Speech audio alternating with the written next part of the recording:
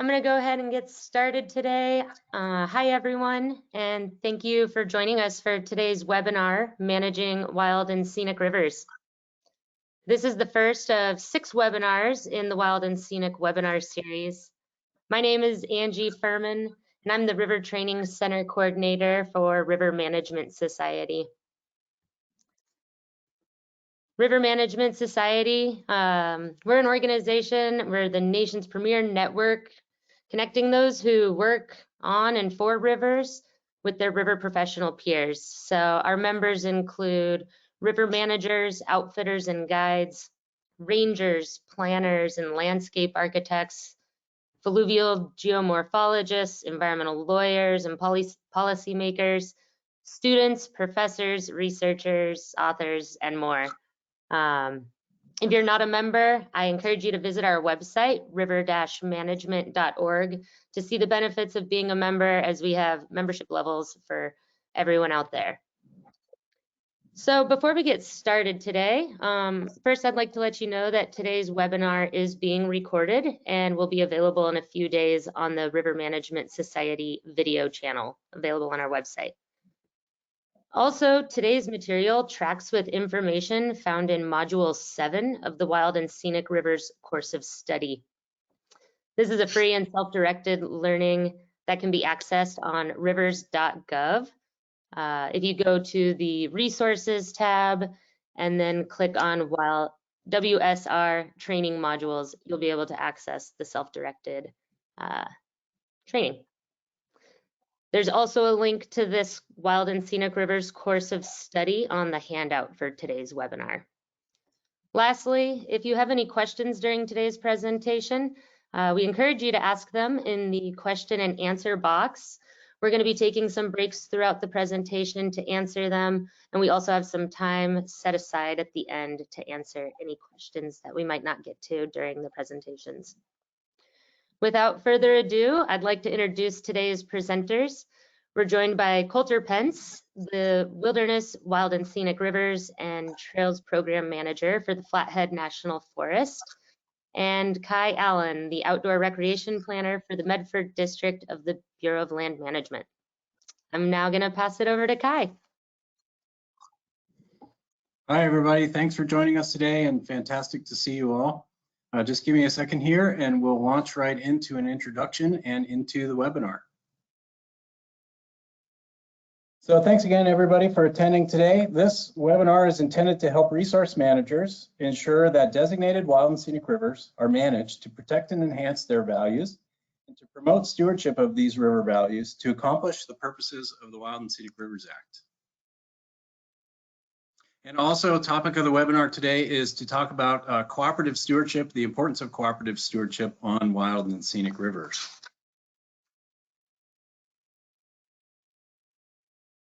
After completing the webinar, students should be able to describe the basic requirements and responsibilities of river managers, stakeholders, and others to protect and enhance river values, and also explain the hierarchy of management directions stemming from the Wild and Scenic Rivers Act, including specific agency-developed management guidance.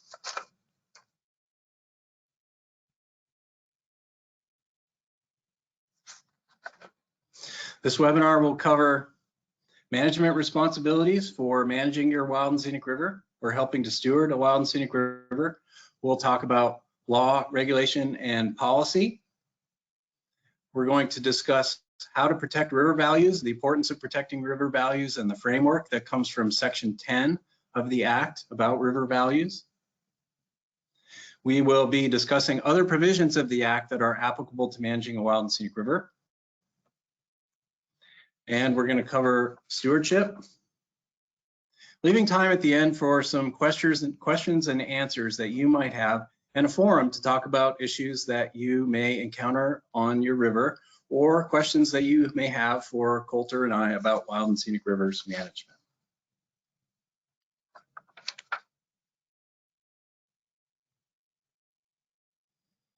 The Wild and Scenic Rivers Act was enacted on October 2nd, 1968. Through its passage, the public and Congress recognized the importance of protecting some of the nation's most precious rivers in a free-flowing condition, protect their water quality and their outstandingly remarkable values. From the 8 original wild and scenic rivers, the national system has grown to more than 200 designated components, totaling nearly 13,400 miles of rivers or segments of rivers as of 2019. The National System of Wild and Scenic Rivers is a conservation system of rivers which are protected for the benefit and enjoyment of present and future generations, and as a complement to the construction of dams and other civil works, and to fulfill vital national conservation purposes. I'm going to hand it over to Colter, and after a poll here, I'm going to hand it to Colter, and she's going to take some time to cover some of the basic management responsibilities of a wild and scenic river. Okay there. Okay, so we'd like to just do an introduction poll here and learn a little bit more about our audience and what you want from this webinar. That helps us attune to present for you. So would you please select what best applies to you?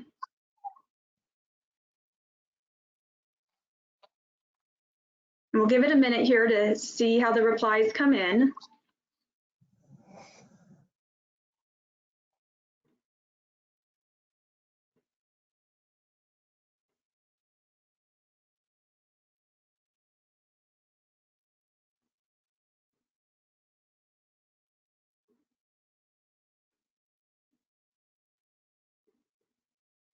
And okay,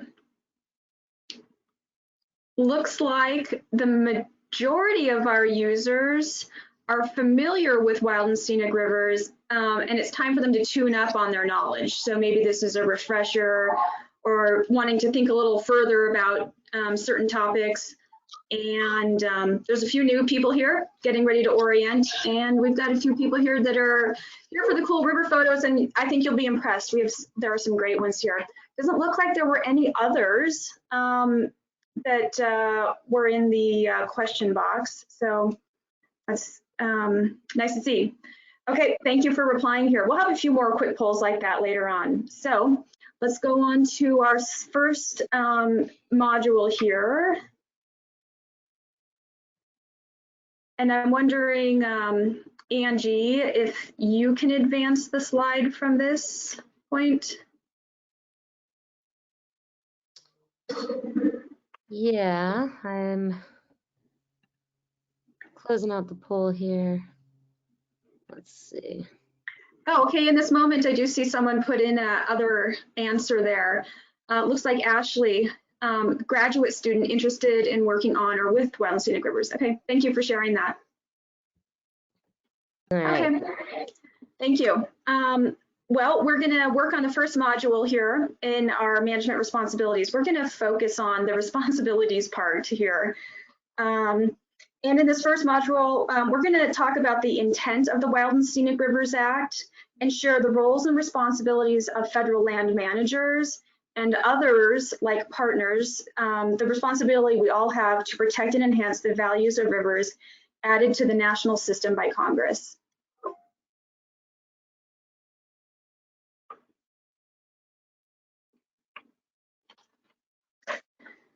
Okay, so rivers added to the national system by Congress, by an act of Congress, are administered by the Secretary of Agriculture and Interior. Within these two departments, the land managing agencies displayed on this slide here are responsible to administer the designated rivers. You see U.S. Forest Service, Bureau of Land Management, U.S. Fish and Wildlife Service, and the National Park Service here.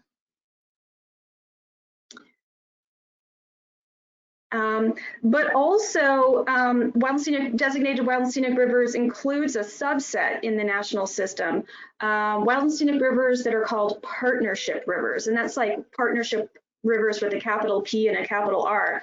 These are administered specifically by the National Park Service in partnership with adjacent communities and state governments. For more information on partnership wild and scenic rivers and the potential for expanding this model, there is more training on this available on rivers.gov, as Angie suggested earlier. Okay, so focusing on congressional intent. federal agency river managers on a BLM, Bureau of Land Management unit, a National Park Service unit, Forest Service unit, Fish, Wildlife, and Service unit with wild and scenic rivers responsibility. Those managers need to ensure the management to manage protectively of river values and consistently with the directions of the Act. So we're going to talk a little more here about congressional intent. The congressional intent of the Wild and Scenic Rivers Act, as expressed in Section 1B of the Act and 10A, is to protect and enhance. Kai and I are going to use that phrase a few times here in this slideshow, so go ahead and bookmark that one.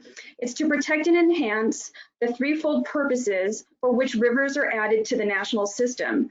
The following slides I'm going to show you will highlight these three purposes. These three things together collectively is free-flowing condition, water quality, and outstandingly remarkable values, also known as ORVs, and together they're known as river values. So on to that first element of a river quality for which we protect and enhance. That is the free-flowing condition. Preserving free-flowing condition is identified as a principal purpose in Section 1B, and it's defined in Section 16B part as existing or flowing in natural condition without an impoundment, diversion, straightening, riprapping, or other modifications of the waterway.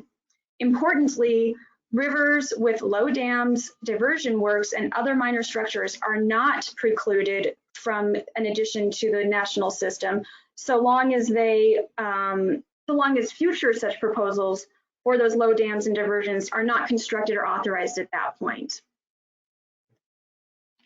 On to the second quality and purpose of the Act, and that is protecting water quality. It is specifically identified in Section 1B.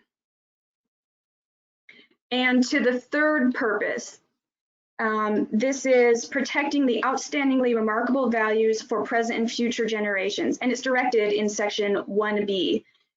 This Section 1B also lists the potential types of outstandingly remarkable values, or ORVs, for rivers added to the system. Some of the ORVs could be scenic, recreational, geologic, fish, wildlife, historic, cultural, or other similar values. Here we're just graphically displaying some examples of a botanic resource, a wildlife resource, history, and recreational values, all of which can exist in a wild and scenic river and for which we need to protect and enhance that quality. Okay, now that we've reviewed the three river values for which we protect and enhance, the Act encourages federal river managers to partner with state and local agencies. It directs other federal agencies to also protect river values within their broad authority to plan, protect, and manage river resources. It clarifies that the state roles and authorities are unaffected by the Act. A river manager needs to fully understand and, as appropriate, utilize the opportunities explicitly recognized in the Act. Congress recognizes the benefit of federal and state partnerships in wild and scenic river administration. So this includes cooperative planning and administration. Section 10E of the Act encourages and provides authority to effect federal-state partnerships. So an example is the North Umpqua Federal-State Joint Wild and Scenic River. This is an example of the federal-state partnership.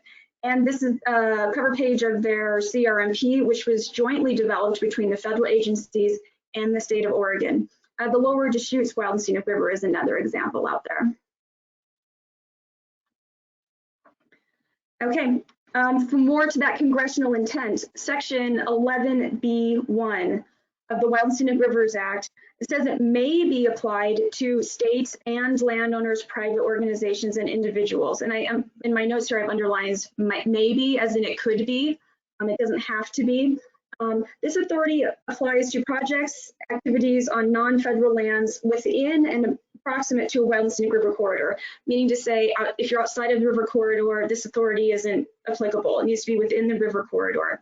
And it provides a mechanism for effective partnership for activities distant from the designated river, but yet with potential to affect the values of the river. Opportunities for such partnership should be identified in a comprehensive river management plan and implemented through proper documentation and a written agreement to ensure the public's interest and private landowners' rights are protected. I believe I have a few photos here that illustrate some examples. The first one there was cottonwood planting at a county site along the Missouri Wild and Scenic River. This photo here is tamarisk removal with an NGO and Park Service in Arizona. And the third photo here, I think this is a great one. This is an interpretive sign for Wild and Scenic River in California, and it's with the Death Valley Chamber of Commerce. That's a partnership example there. Okay, through the language of Section 12A, Congress directs other federal agencies besides the 4 land management agencies to protect wild and scenic river values in addition to meeting their agency mission. This direction applies to activities conducted by any federal department or agency that are within or proximate to a designated river.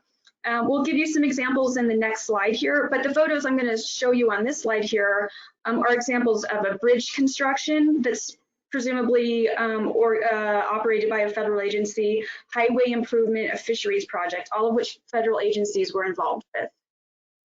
I don't think I lost my photo scroll option there, but we'll move on. Okay, so an example here is the application of Section 12A, which is the U.S. Army of Corps Engineer nationwide permit program. So the Corps of Engineers is responsible for issuing nationwide permits for in-water work in waters of the United States under Section 404 of the Clean Water Act and Section 10 of the Rivers and Harbors Act of 1899. Consistent with the direction to other federal agencies to protect the river values of designated wild and scenic rivers, no activity under this program that the Corps' nationwide permit program applies to may occur in a designated river without written determination under Section 7A of the Wild and Scenic Rivers Act. And the point there is to ensure we are not adversely affecting a river's free-flowing condition, water quality, or ORVs. So I want to use an example here.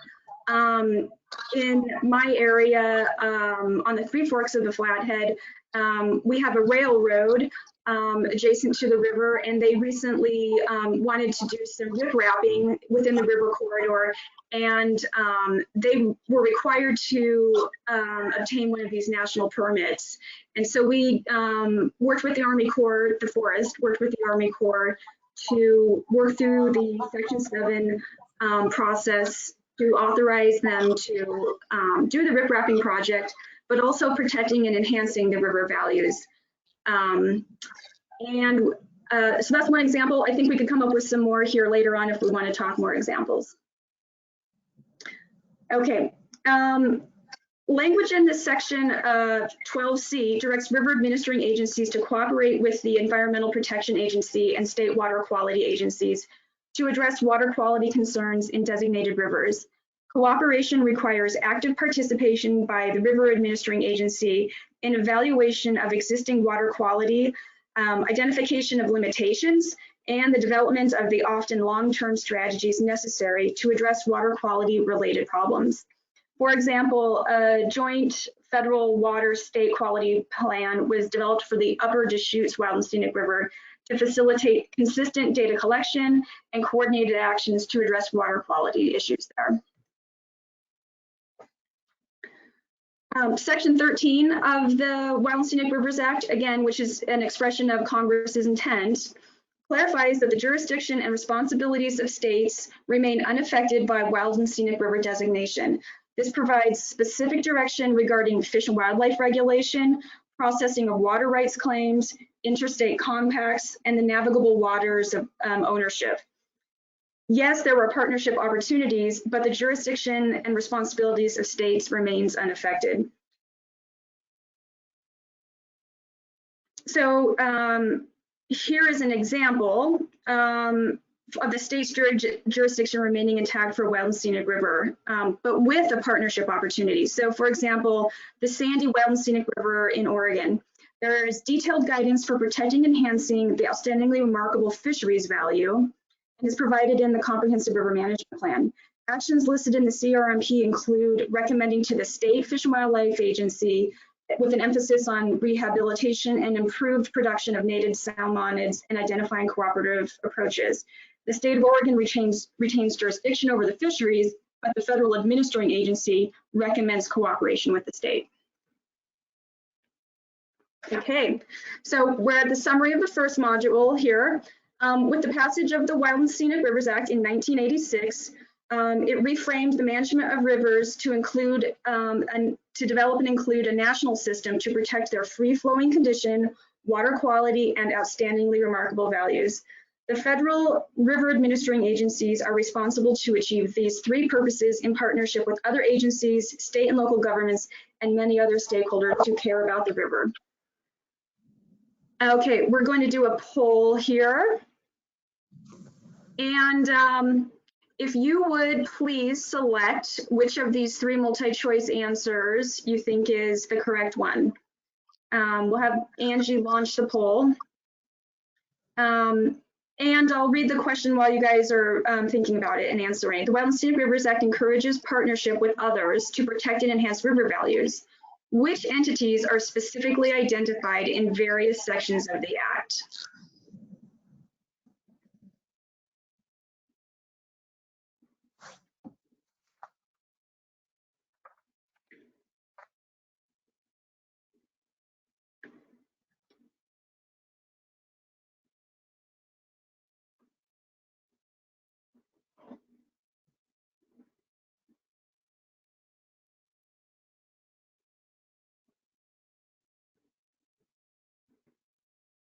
Okay.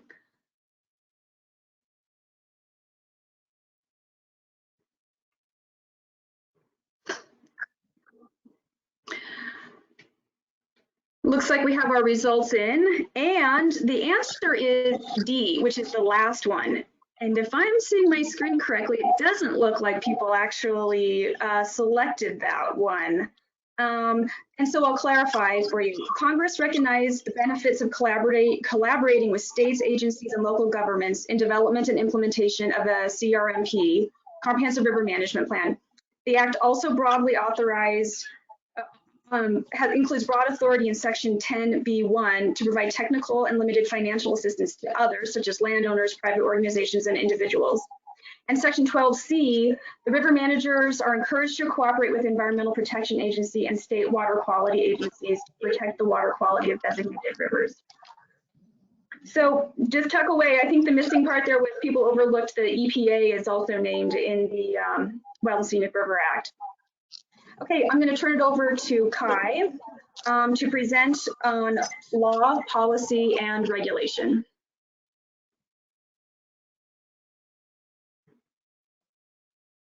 Okay, hey, thanks a lot for that. Really appreciate your thorough coverage there of the topic. So we're going to move on and talk about the ever exciting topic of law, regulation, and policy. So stay with me on this one. It's really the basis for managing your wild and scenic river and understanding how law, regulation, policy, and agency guidance fit into the scheme for managing your river.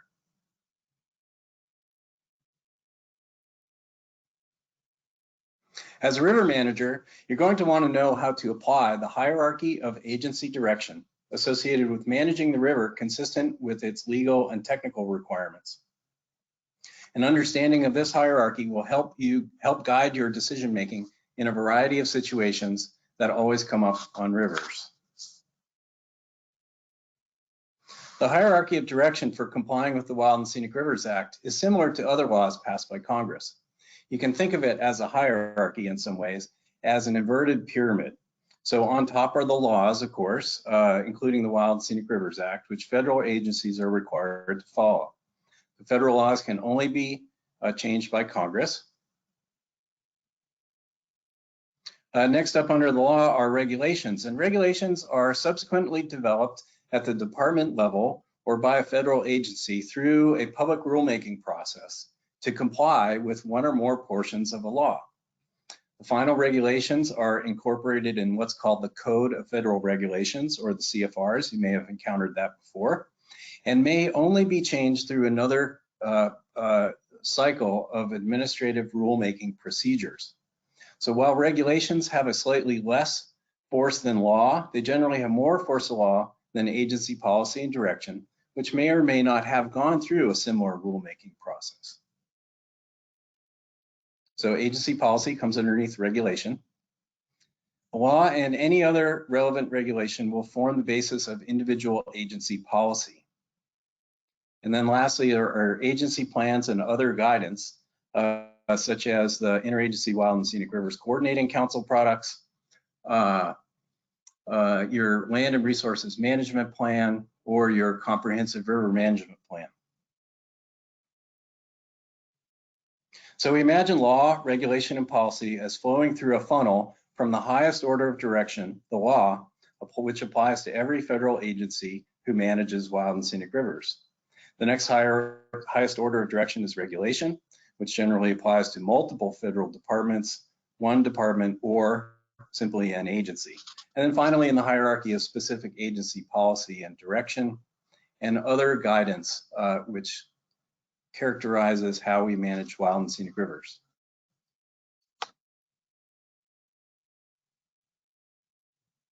The Wild and Scenic Rivers Act directs how rivers in the national system consistently across the country are to be managed to meet congressional intent expressed especially in Section 1B of the Act and 10A and through other provisions of the law. In some cases, the legislation that amends the Act to add a river to the national system may also include river-specific direction.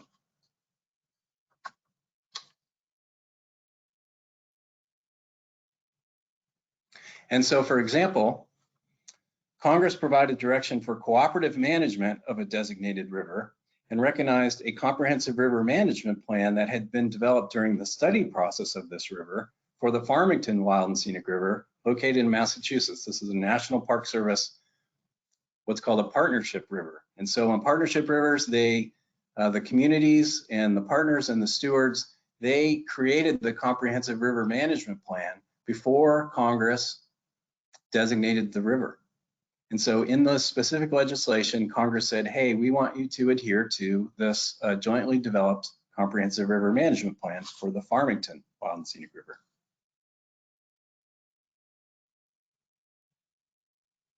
On the horse pasture Wild and Scenic River located in North Carolina, the legislation includes specific language which allowed federal acquisition of lands within the river corridor that would otherwise not have been allowed under Section 6 of the Act. And lastly, on the Niobrara Wild and Scenic River in Nebraska, Congress added specific limitations on land acquisition and established an advisory council for the Niobrara Wild and Scenic River to help provide guidance on the development of a plan for that river.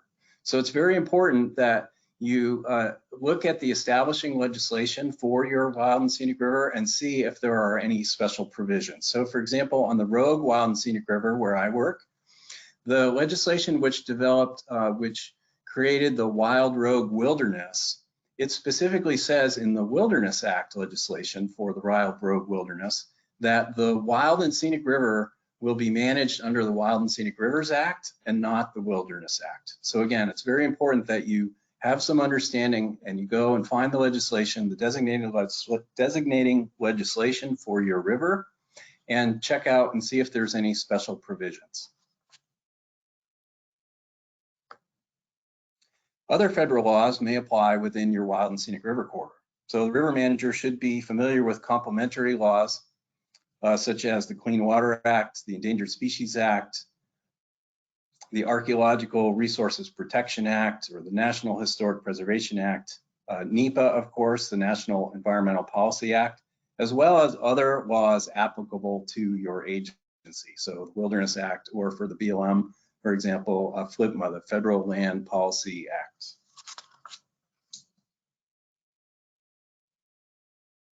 Next up under law is regulation. So for example, here 36 CFR 297 is a Department of Agriculture regulation, which is used as guidance for the Department of Interior agency as well. And this is the regulatory interpretation of Section 7 of the Act that talks about evaluating water resources projects. Another example at 36 CFR, Part 297, is the Department of Interior's section of that. Each agency has unique federal regulation for prohibitions or use regulations, use limitations. So for example, you might pull out 36 CFR 261 to look at the Forest Service regulations, the prohibitions which apply to a specific river, or 36 CFR Parts 7 and 13 if you needed to read the special regulations on some National Park Service wild and scenic rivers.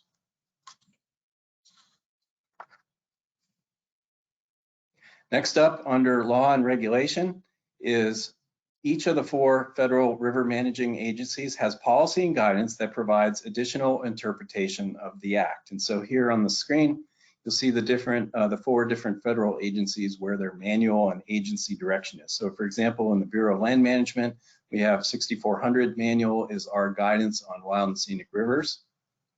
In the Park Service, they have what's called Director's Order 46 and a reference manual which accompanies that Director's Order. Fish and Wildlife Service has their manual, 602 FW3, where it talks about comprehensive conservation planning process of U.S. Fish and Wildlife refuges and designations. And then of course in the U.S. Forest Service, there's Manual 2354, which covers river recreation, and Forest Service Handbook 1909, Chapter 12, which talks about planning for wild and scenic rivers, specifically eligibility and suitability of potential rivers. All of this law, regulation, and agency policy is implemented through a management direction developed by the agency's land use plan or your comprehensive river management plan, or the CRMP, required for each congressionally designated river designated under Section 3D1 of the Act. This example illustrates how direction from agency policy planning documents guided restoration efforts on Big Marsh Creek Wild and Scenic River, located on the east side of the Cascades in Oregon. So at one time on Big Marsh Creek, it was privately owned. The marsh itself, for which Big Marsh Creek is named, was privately owned, and in order to allow livestock grazing in the marsh, the creek was diverted into two ditches, and the marsh was drained. Based on the management direction in the Deschutes National Forest Land and Resources Management Plan and the Big Marsh CRMP, the diversion ditches were filled in with rock and earthen material and revegetated, with other sections being breached in order to restore the natural free-flowing condition and the floodplain characteristics of the marsh. And so you can see the hierarchy here. It started, Big Marsh Creek's restoration started in the Land and Resources Management Plan before the river was designated, kind of this direction that they wanted to reconnect the marsh to the floodplain of the main channel of the creek. Once the river became designated, that direction from the Land and Resources Management Plan was carried into the Comprehensive River Management Plan. And then following that guidance, there was a separate NEPA decision. So they were implementing their plan with a project-specific plan, which covered the details of this restoration project and helped provide guidance to do the Section 7 determination, which was required because they were working in the river channel itself and affecting the free-flowing condition of Big Marsh Creek. Okay, so here's an example. We're not going to do this as a poll, but here's an example, kind of a mental exercise out in the audience there. Describe whether the example that I'm going to read is law, regulation, or policy. So wild and scenic rivers shall be managed to protect and enhance their free-flowing condition, their water quality, and their outstandingly remarkable values. Is that law, regulation, or policy? Yeah, you got it. Yeah, it's law. That comes right out of the Wild and Scenic Rivers Act. Okay, so here's another example. Monitor the type and amount of visitor use on Riffle Creek Wild and Scenic River Trail after snowmelt to determine whether trail use has caused trail width expansion or loss of drainage features. Is that law, regulation, or policy? Yeah, it's policy. That's specific direction implementing all the other different layers to protect river values. And another one, fires are prohibited in the river corridor, campfires, from May 15th to October 30th annually. What do you think? Law, regulation, or policy? Yeah, that one's a regulation. So that's potentially that is potentially an enforceable requirement of visitors to your wild and scenic river corridor, and it's developed through regulation.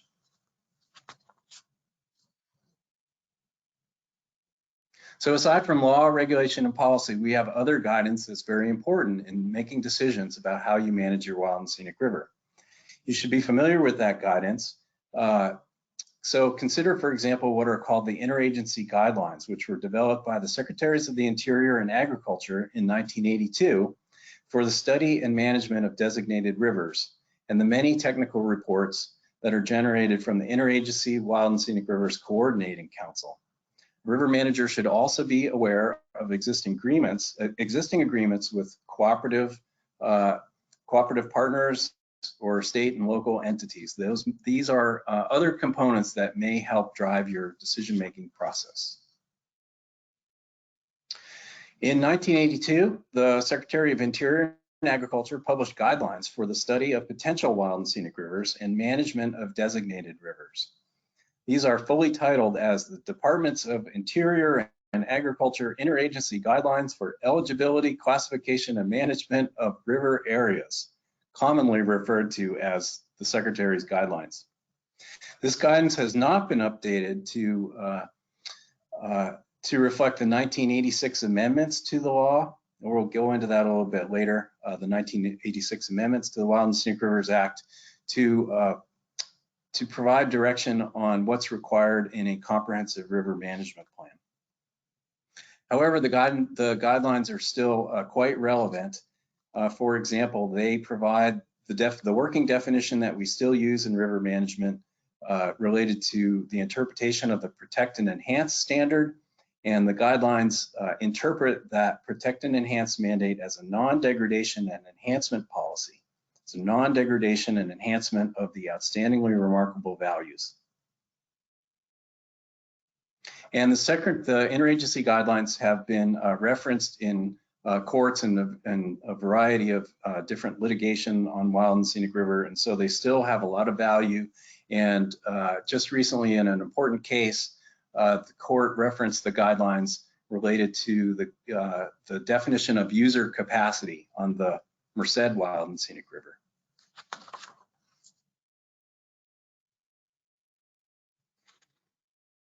Also highlighting the work of the Interagency Wild and Scenic Rivers Coordinating Council and the website at www.rivers.gov. There's some fantastic resources there that can help you decide what direction or what the interpretation of the Wild and Scenic Rivers Act may be on your river.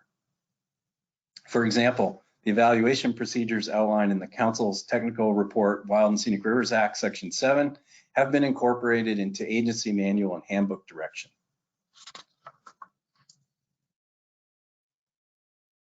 There are a variety of types of agreements that may also guide the implementation of a river management plan. As a river manager, you should consult with the appropriate experts to develop memorandums of understanding or interagency agreements or other partnership mechanisms for river protection and management. So for example, in this case, management of the river boating permit system on the lower Deschutes Wild and Scenic River in Oregon is through a cooperative agreement that specifies the roles and responsibilities of the BLM, the state of Oregon, and the Confederated Tribes of the Warm Springs Reservation to protect and enhance river values.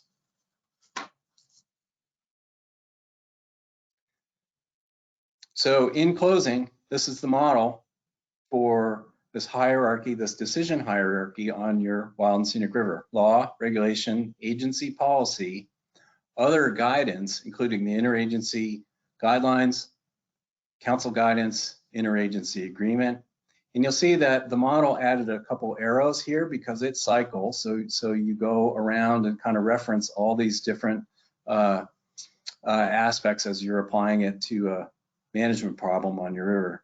But also what is very important is local manager judgment and public engagement. So there's always places, there are always issues that come up on your river for which there is no clear guidance. I think we've all dealt with situations like that before. And so that discretion, the professionalism that we bring to the table as managers and public involvement with stakeholders or landowners becomes very important components that enter into the mix here in making decisions about management on your river. So hopefully that gives you some insight into the law and policy framework that is applied, and I'm going to hand it back off to Colter, who's going to help you make a little bit more sense of all that and translate it into ensuring that our management actions protect and enhance river values.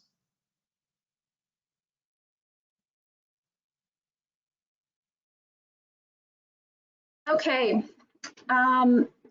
so we intended on pausing for some questions. We haven't seen any questions submitted yet. So I'd like to take a moment here and encourage people to, if you've got a question, and oh, it looks like we just got one here. So maybe we'll take a look for a minute. What are the large differences in these policy manuals? That's from Lewis. We could try to tackle that one here real quick. Kai, do you have a thought on that one? Yeah, I'm not sure I understood the question, but yeah, so law, regulation, policy, and then agency manual. And each agency has different guidance. They interpret things a little bit differently in their manuals. And one of the role of the Interagency Wild and Scenic Rivers Coordinating Council is to try to coordinate a consistent approach across all agency policy for how we implement the law. Try to think of an example. You know, nothing specific comes off the top of my head, but I know for certain, because I work for both the BLM and the Forest Service, that the manuals for BLM uses for wild and scenic river management are quite different than the guidance that you would find in the Forest Service manual for wild and scenic river management.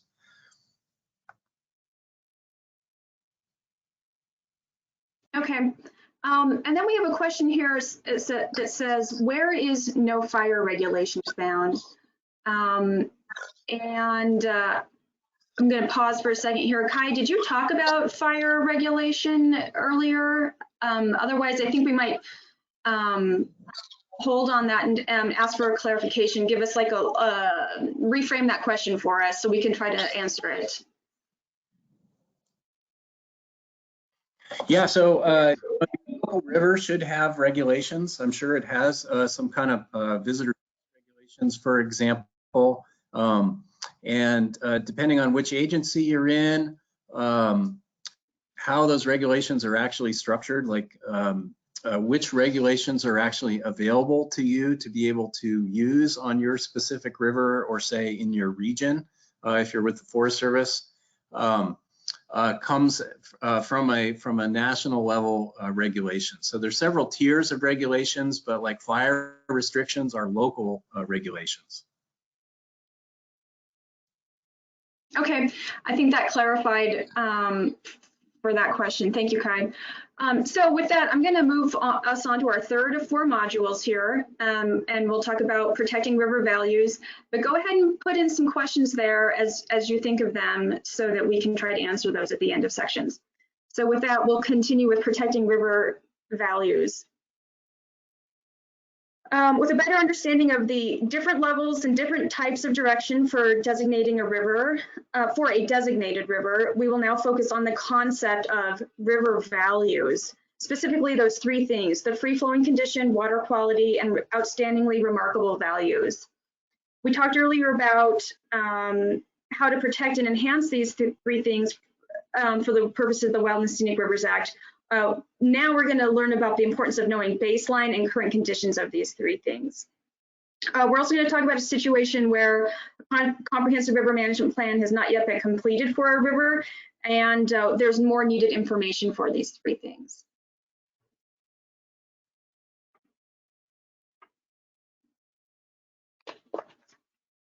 I think I went one slide too far. Okay, there we go. So we'll focus on the first two qualities, that free flowing and water quality value.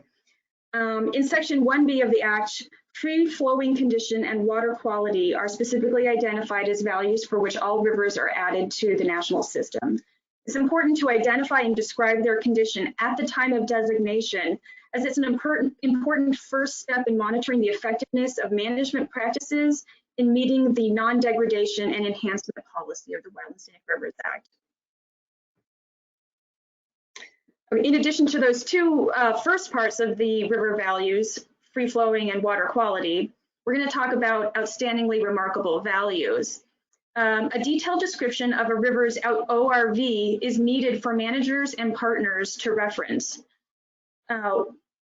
Why is a detailed description of these values essential for managing a wild and scenic river? Well, the ORVs help first establish the lateral corridor boundary, meaning that the boundary should be within its acreage constraint and include the ORVs to provide necessary protection. Secondly, the desired condition of the ORVs provides guidelines for future management actions. For example, to protect and enhance an outstandingly remarkable value of fishery, the comprehensive river management plan needs to identify riparian habitat actions that would need to be implemented over time to support the sustenance of that fisheries. Finally, a detailed description of the ORV at the date of the river's designation is essential for developing a monitoring strategy to ensure that those values are protected over time and even enhanced. Managing a wild and scenic river in a manner consistent with the intent of the Act also requires knowing the existing and desired conditions of the river values. Information about existing conditions can be found in a pre-designation study or in a resource assessment built by subject matter experts. The description should be as specific as possible for the resource and include the locations when relevant. So if you have comparison contrast here, you can have a system-wide ORV, maybe fisheries, maybe the entire river has the fisheries ORV, but you may have a site-specific ORV, and that could be geologic. And I'll use an example for the Three Forks. We have a geologic outstandingly remarkable value that is both system-wide and site-specific. The system-wide part is our special rock cobble that is red, blue, and green. It's on full display because of the clear water, and it's found through all Three Forks of the Flathead, so that's a system-wide one. But we also have a site-specific geologic value, and that is we have both mineral licks that bring mountain goats from the alpine down to the river's edge at certain places, and we have a major fossil site. And those are at specific places, not found through the system. So just recall that ORVs need to be spatially located, whether system-wide or site-specific. Knowledge of baseline and desired condition helps inform the direction in a comprehensive river management plan and subsequent management actions. So what about if a river does not have a comprehensive river management plan or does not have an adequate description of the river's values? And this is the case for the Three Forks of the Flathead that I work with, and I believe it's the case also for the Rogue that Kai works with.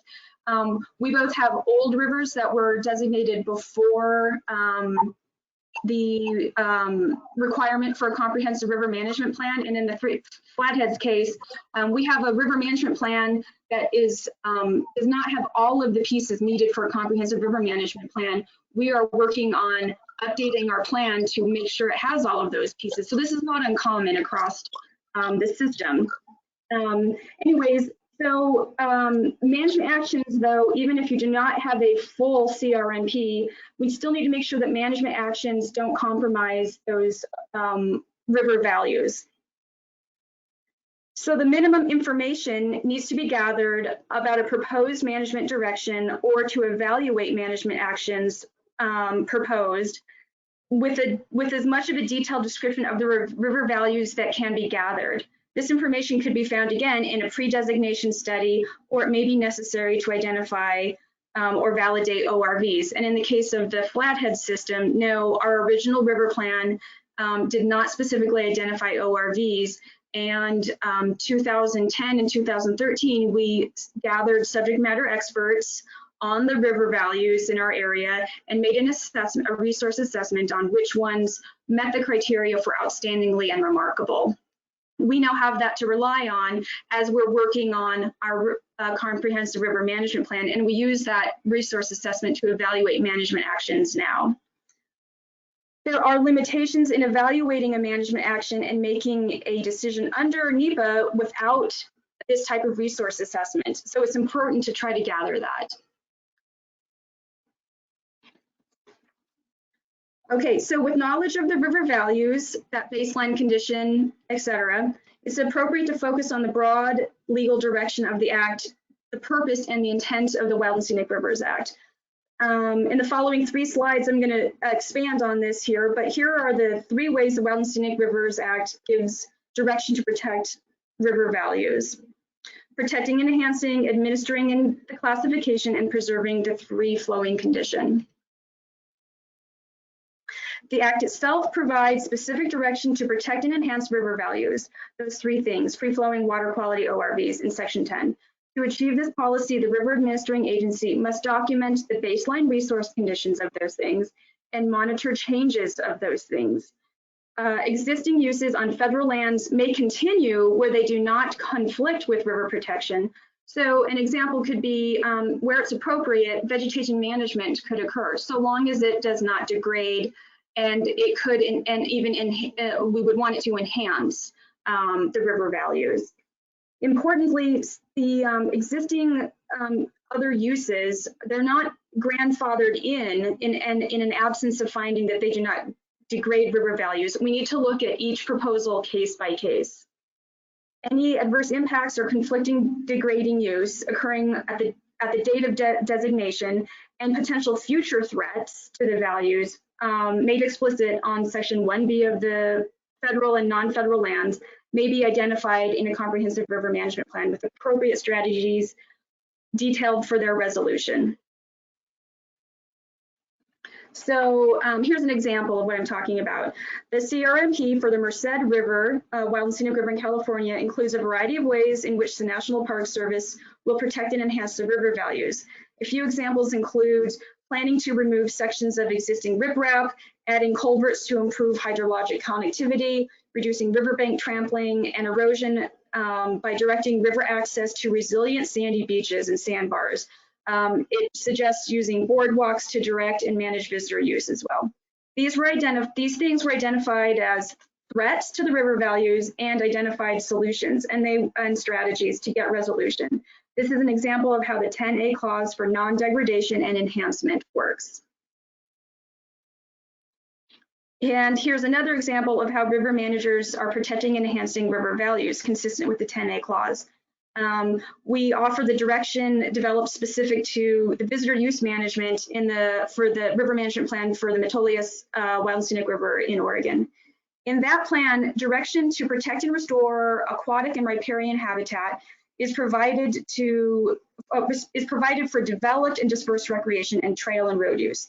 A few of the measures include designating dispersed camping sites and requiring use of established fire rings, defining, hardening, and closing river trails, and fishing access points in certain locations, rehabilitating certain areas, and closing roads to stabilize the stream bank and reduce sediment delivery in critical fish spawning and rearing areas for the habitat improvement of riparian-dependent wildlife species.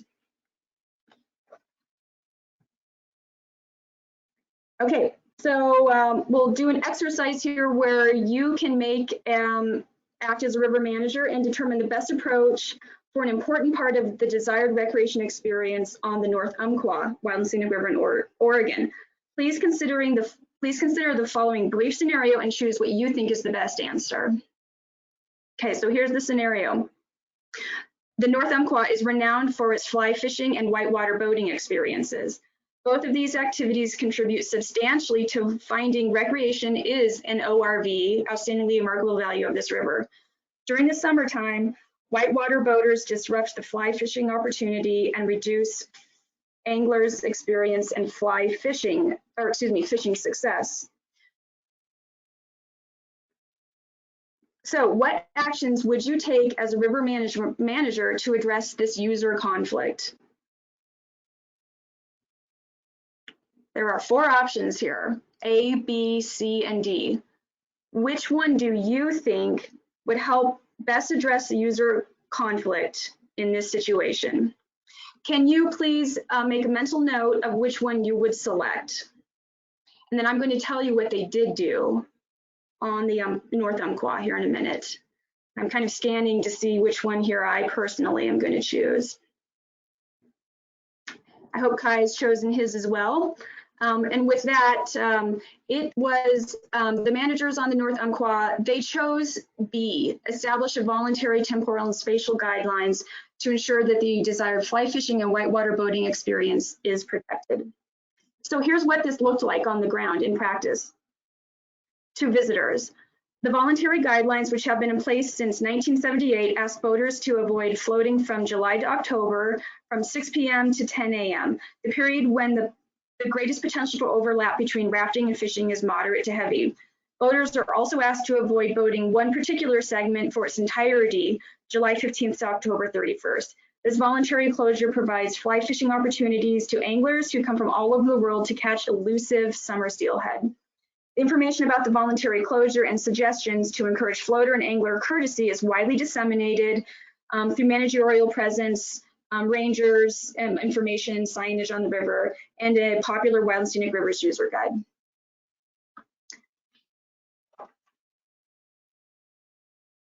Okay, so Congress also provides a 3-tiered classification system to allow rivers with differing existing development into the national system. The classification system of wild, scenic, and recreational river areas describes the type and intensity of development at the date of the river's designation.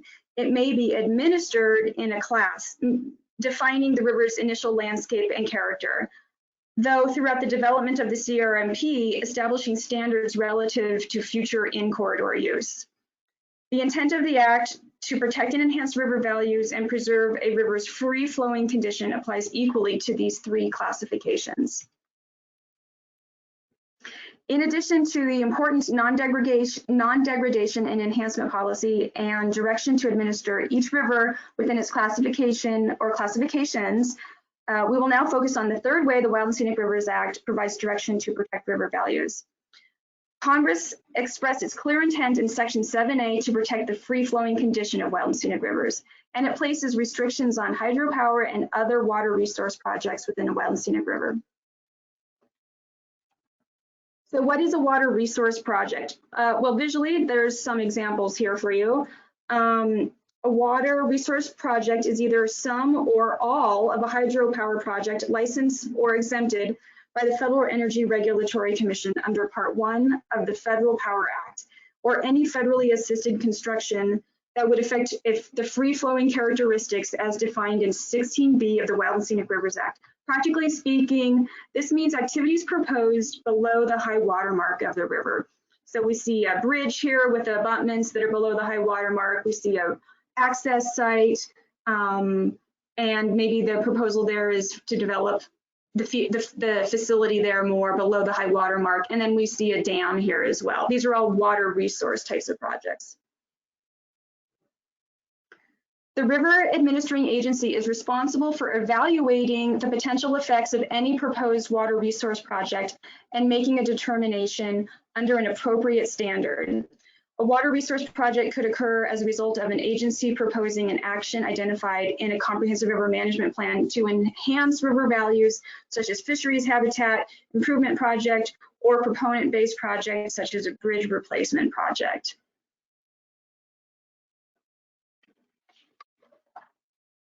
To successfully protect the free-flowing condition of a designated wild and scenic river, it's important to engage early and often with tribal and local governments and other federal agencies likely to provide assistance, whether it's through a loan, a grant, a permit, a license for that water resource project on federal lands or non-federal lands, so that the proponents of the project don't get out ahead of themselves over their skis, so to speak. Other agencies include, but are not limited to, the U.S. Army Corps of Engineers, which is responsible to authorize fill and removal activities below the ordinary high water mark of a designated wild and scenic river, or Federal Highway Administration projects that fund state departments of transportation projects. We've had this here on the Three Forks. Actively engaging with private landowners who may seek permits for stream bank protection activities on their property can be enormously helpful to both the river manager and the landowner.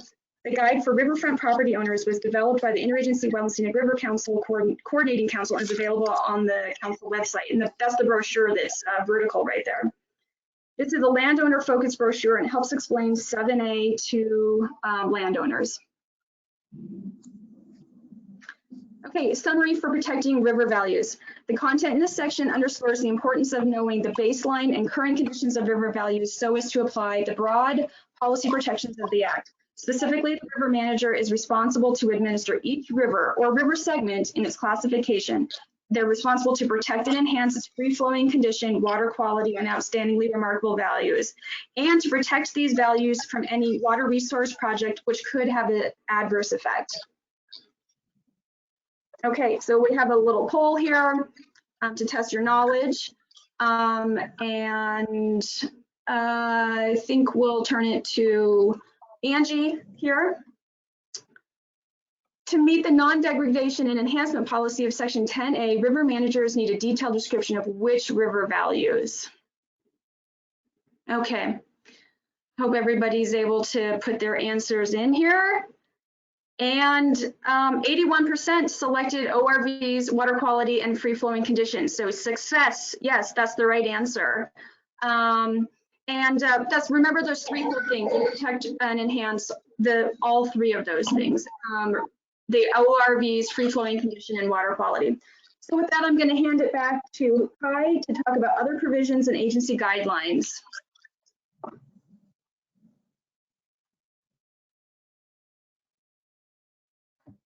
Hey, great. Thanks, Colter. Appreciate that. I'm going to, because we're getting a little bit short on time here, I'm going to run through these pretty quickly. I might skip over some slides just so that we leave enough time at the end for some question and answers. I think that's a really important part of this session.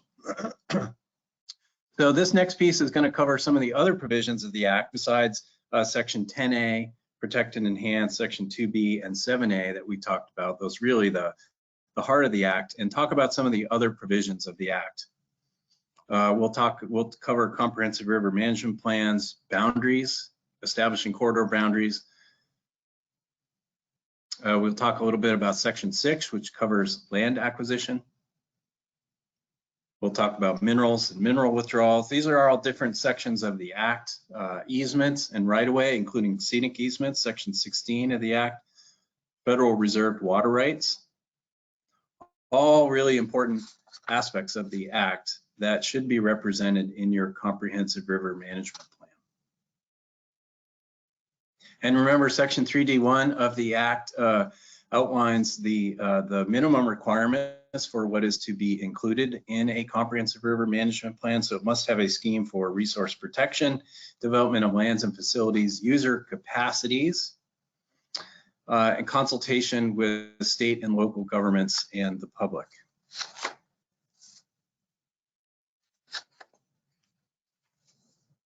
Going a little bit deeper here, specifically, these are the elements of what a comprehensive river management plan for a designated wild and scenic river is required to have, required elements: a description of resource conditions, conditions and goals, development of land and facilities, water quality and in-stream flow, so water quality and quantity, partnership opportunities, and a monitoring strategy. And over here on the right, you'll see the different manuals for the 4 different agencies, where you find guidance on how to develop a comprehensive river management plan and the required components of that plan, as well as a link down below there to an interagency paper that provides some guidance on comprehensive river management planning. So we talked a little bit about Section 2B. That's where the classification of a river is discussed. So wild or scenic or recreational sections of a designated river. and it provides the basis for agency policy related to transportation or facility development, easements, that kind of thing within a designated river corridor, sort of the intensity of the kinds of things which are allowed to occur within that corridor.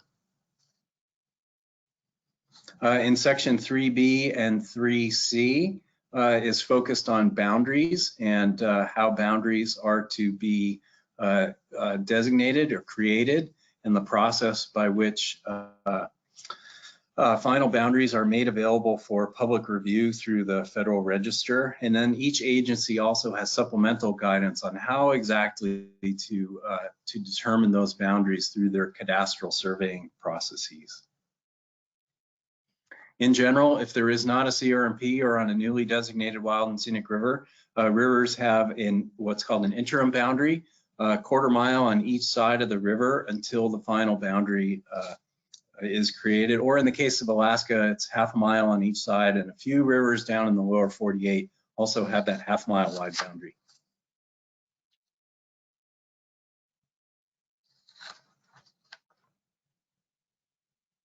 So section 6 and section 8 of the Act, they talk about procedures for land acquisition on wild and scenic rivers. I think the important takeaway here is that on wild and scenic rivers, the land managing agencies have the authority to acquire lands within a wild and scenic river corridor, or acquired interests in land, so scenic easements, acquired property rights. But we do not have the authority under the Act to dispose of lands in a wild and scenic river corridor unless those lands are exchanged or they are leased.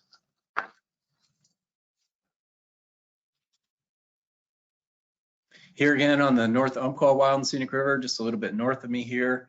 In the Comprehensive River Management Plan, they created an acquisition strategy to ensure that river values and particularly fishery values were going to be protected. So they created the framework and that laid out the expectations for what became an acquisition and a land exchange strategy on the North Umpqua Wild and Scenic River. There is guidance in section 9 of the Act about minerals and mining on wild and scenic rivers. A few takeaways here is that designated corridors, which are classified as wild, are automatically withdrawn from mining. Some designations in the enabling legislation, they also completely withdraw from leasing under the mineral laws, recreational or scenic sections, always subject to valid existing rights. And subsequent withdrawals may be done at the agency level, say for a recreational section of river or a scenic section of river, if required, if necessary, to protect river values, let's say fish in this example in the picture.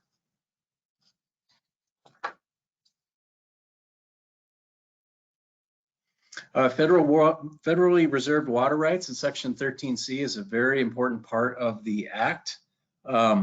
So the Wild and Scenic Rivers Act expressly reserves a quantity of water, so that's the flow, the amount of water in the river necessary to achieve the purposes of the Act and to protect the outstandingly remarkable values for which the river was designated.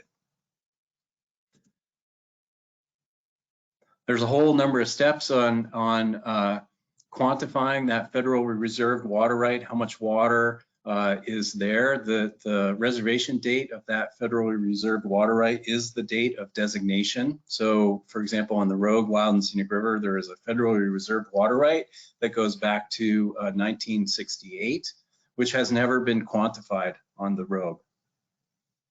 If you're getting into this and you're working through this in a CRMP, be advised that it's complicated. There'll be lots of other people involved in this. Your hydrologists and solicitors and legal counsel will be involved in this. States, partners, it's a really complicated part of the Act.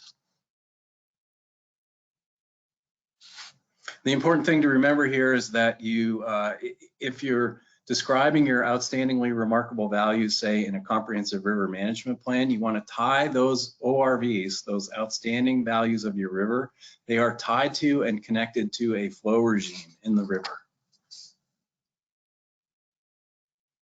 So a couple examples here, I'm going to rush through these. Fossil Creek and the Upper Deschutes Wild and Scenic River, those are good examples of CRMPs or river plans, river planning processes that worked hard to establish federally reserved water rights, ensure that there was enough water in the river to protect flows.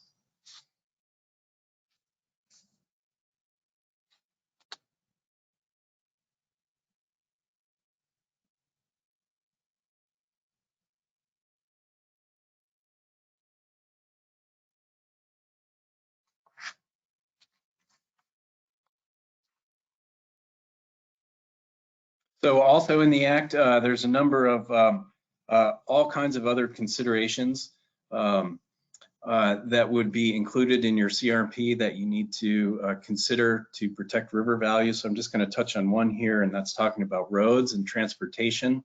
So you must manage according to classification. So new roads are generally incompatible in wild river areas, or roads should just end at the boundary. Whereas in scenic and recreational river areas, there's a little more flexibility on new roads, road maintenance, the kinds of things that we need to do to provide access. New trail construction, again, under transportation, the kinds of things that you can do with trails, generally permissible in all three different kinds of classifications of river. Airfields may be an issue on your river. So here on the Rogue, for example, back at the time when the river was designated, air traffic and air travel was a pretty important way of getting around. There was all kinds of airstrips along the banks of the river. As an example, on the Rogue, we have what are called scenic easements, and all the scenic easements along the Rogue, Wild and Scenic River have a prohibition on the development of new airstrips or the ability to land aircraft within the river corridor on private land.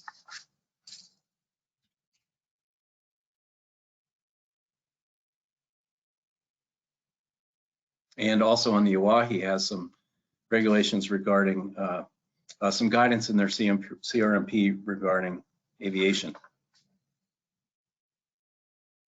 So recreational development in a wild and scenic river, of course, in wild river areas, we try to manage them with the minimum amount of facilities possible.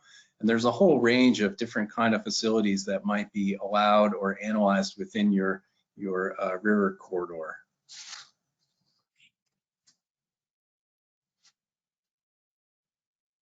On the Oahe Wild and Scenic River, some direction in the CRMP considered the level of development within the river corridor and the kinds of public use facilities that would be allowed. And so minimum facilities only were designated to be allowed in the Oahe Wild and Scenic River.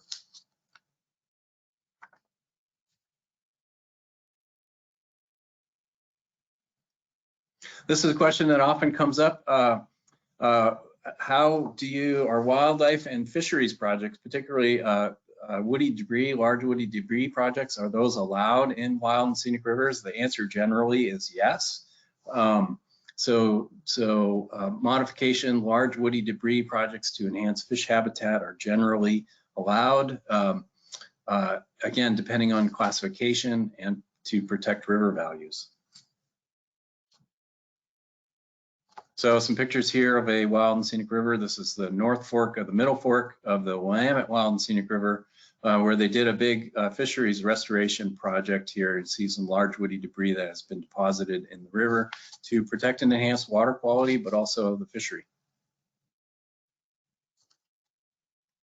Vegetation management, also a common thing that happens in wild and scenic river corridors. It's generally allowed, typically pretty restricted in wild river areas, of course, but a range of vegetation management and timber harvest may be permissible in both scenic and recreational river areas. Again, your comprehensive river management plan should provide some direction for those kinds of activities as necessary. This was a river in Michigan, on the Ottawa National Forest, the Ontonagon Wild and Scenic River. It provides guidance in its comprehensive river management plan, just as the Rogue Comprehensive River Management Plan provides some guidance on the requirements for protecting scenery, for dealing with large catastrophic events such as a blowdown or something like that.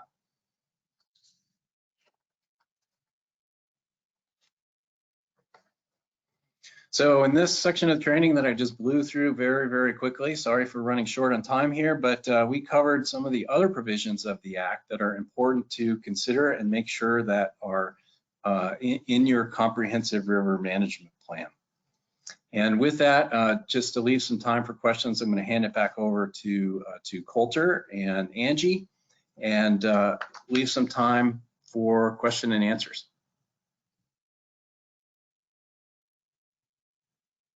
Yeah, as we try to advance the slides here, I just want to share that we had a short section that was going to cover stewardship and partnership opportunities, the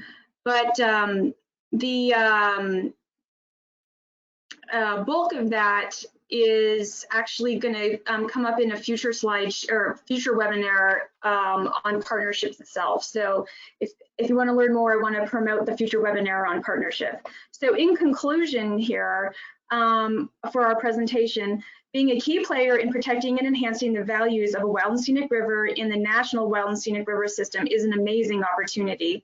There are few places that have more relevance or are more important to people everywhere than rivers themselves. They are the lifeblood of entire watersheds, and they stir people's passions in truly incredible ways. We've shared the elemental components that will provide you the basis for ensuring any actions taken in a river corridor are consistent with the intent of the Wild and Scenic Rivers Act. These are tools you can use to make a difference on whatever wild and scenic river you may be honored to help manage. So with that, we wanted to give a chance for some questions and discussion. So I want to encourage people to submit questions into the question and answer box. We'll monitor that here. We'll put up our contact slide here.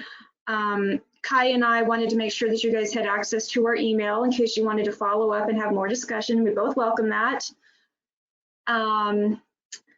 There is the promotion for the partnerships webinar that I was referencing. That's where you'll get a lot more discussion on partnerships and stewardship opportunities.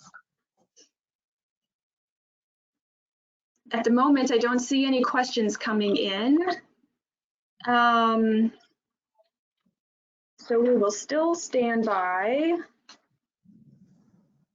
Hey everybody, I just wanted to echo what Colter said. You know, if you ever have any questions, wild and scenic river questions or policy or any questions at all, I love taking questions and helping folks out. So feel free to drop me an email and I'll try to get back to you as soon as I can and see if I can't send you in the right direction.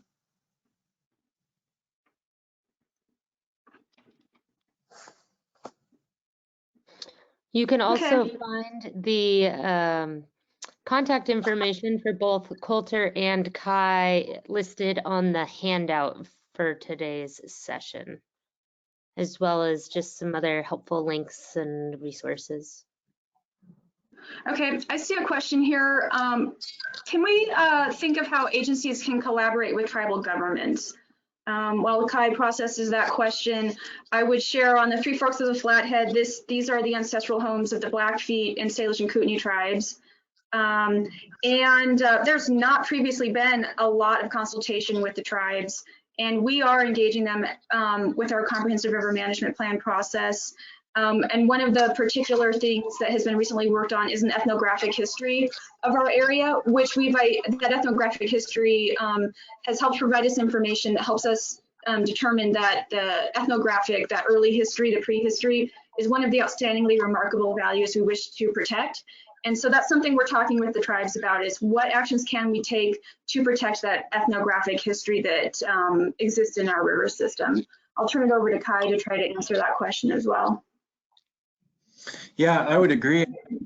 I would say that most rivers have, of course, tribal involvement or Native American involvement at some point in their past history, of course, on the landscape. And so, you know, on the Rogue, there's a tremendous resource of prehistoric artifacts and evidence of living along the banks of the river and fishing and things like that. So, yeah, absolutely. Tribal consultation and coordinating and partnering with tribes on the management of a river, I think, is an essential thing. It's, of course, required by the federal agencies in that government-to-government relationship with federally recognized tribes. Okay, another question here is, what are common monitoring strategies to monitor recreational use of a wild and scenic river? So I'll give the examples on the Three Forks of the Flathead. We monitor river encounters. So while we're patrolling, we count the number of times we encounter other river users, whether that's a boater on the river or somebody on the shore. That could be an angler, somebody camping, somebody hiking, stock party, or some of the road traffic for our recreational and scenic sections. Anyway, so we call that a river encounter monitoring, and that helps us track how congested the river system is there, and has provided us information on user trends, things like that. And we do have management standards tied to those. So how frequently we see other boaters, we're checking against those standards, whether we're reaching that standard or not. We also have a type of monitoring that relates to recreation use, and that is noises. One section of our river, we do monitor for the extent of noise, whether that's road traffic, working equipment, or helicopter tours. And so we're doing a little tick mark each time we hear that noise. And that's because that noise does impact the recreation experience that we've identified. That opportunity for isolation and solitude and quiet. That's something that we're checking against, that we don't have loss of that quiet environment. So that's another type of recreation experience monitoring that we have here. And I'll turn it to Kai to give some examples from his section from his river. Yeah, great. So on the road, so I've got a question in the chat box here, and Bob, thanks for the question. I'm going to come back to you in a second here. But yeah, we do a variety of visitor use monitoring here on the Rogue, doing counts at boat ramps, for example, encounter monitoring, trail counters along the Rogue River National Recreation Trail, counting visitors at boat ramps, particularly after the permit season. And then for the past few years, we've really been diving into campsite inventories along particularly in the wild section of the Rogue, where there have been some perennial issues associated with competition for campsites and expansion of campsites, things like that. So there's a whole host of tools out there available for monitoring encounters. And I would add that a lot of the really progressive work that can be applied to wild and scenic rivers and monitoring comes from monitoring visitor use in wilderness. And so organizations like the Carhart Center, located out of Missoula, Montana, they have some great references for how to monitor visitor use in wilderness that is applicable to wild and scenic rivers. So yeah, and thanks, Bob. I see a question here that I'm going to address. The differences between policy and regulation on the Rogue. And so yeah, the Rogue as an original river has a lot of layers of history and regulatory history on the Rogue that comes from the states, the BLM, and the Forest Service.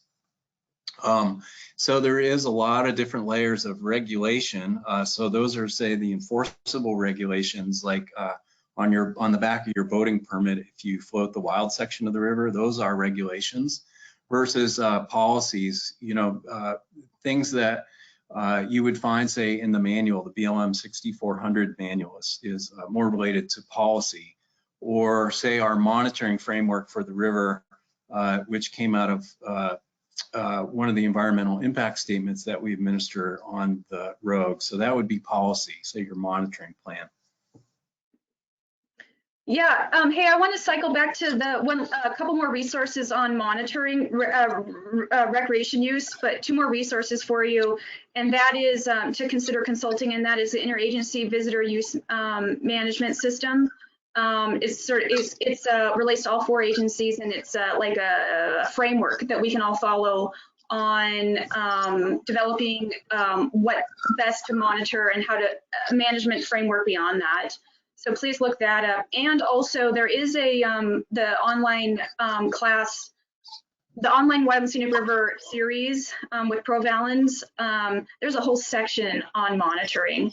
And I think it's useful because it coaches you in thinking on, well, what is the resource we have here that we need to monitor, and helps you evaluate the best ways to monitor that resource. So 2 more things for you to look at.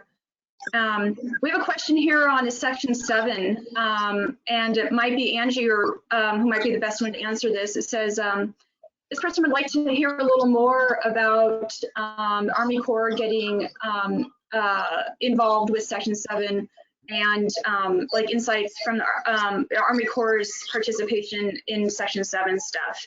And I recall hearing earlier that there was a planned section 7 webinar coming up. And so maybe Angie, you could preview that a little bit. Yeah, thanks, Colter. That is a great question that I'm going to be saving. I don't know the answer to that question specifically, but I am going to be saving that and passing that along to the instructors for our March and April webinars in this series.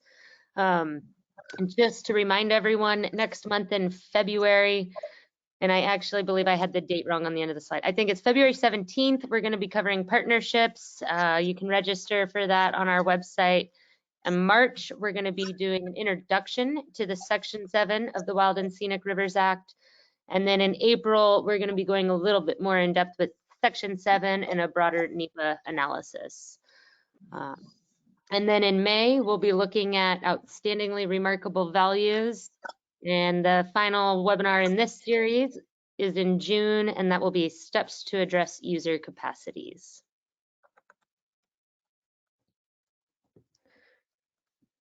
Hey, I saw a question here. Somebody asked a great question about watershed, whether watershed is a river value. And I think that's a fantastic question. The Wild and Scenic Rivers Act under Section 12 of the Act is what's called the watershed provisions of the Wild and Scenic Rivers Act. And that's where you really find the emphasis on ensuring that federal actions in the watershed aren't harming river values downriver. So, and there's a lot of really interesting things associated with designating watershed as an outstandingly remarkable value on a wild and scenic river.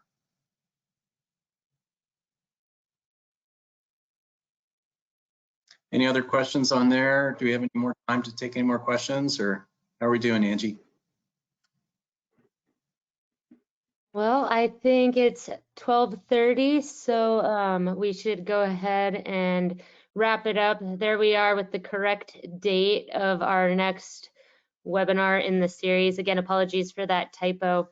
And just to round things out today, I just want to say thank you to everyone for joining us today. Again, if you have any questions for Kai or Colter, feel free to follow up with them. If you have any feedback, you can feel free to send that out to me. There's going to be a short survey emailed out to everyone today, and we really appreciate your feedback on that. But I'd like to say thank you to Risa, my colleague who's been behind the scenes today, helping us out running the show.